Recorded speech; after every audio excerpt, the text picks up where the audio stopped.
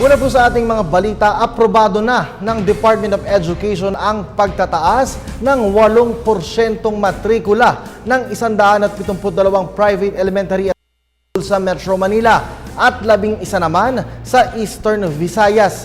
Nakatakda itong ipatupad sa darating na pasukan. Alamin natin ang detalye ng balita mula sa aming kasamang si Ara Perez, live via phone patch. Ara, magandang hapon.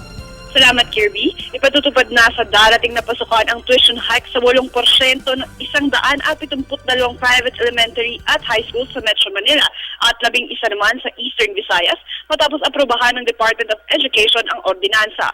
Ayon kay DepEd Assistant Secretary Tonisito Umali, maliit na porsyento lamang ito ng lahat ng private elementary at high schools kumpara noong isang taon.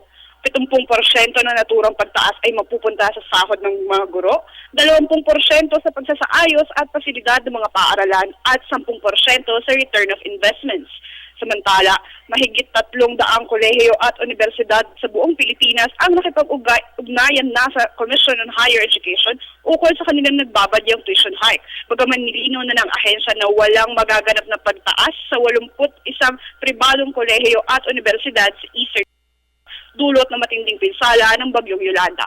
Iyan lamang ang ulat sa mga oras na ito para sa Telebisyon ng Bayan, Ara Perez.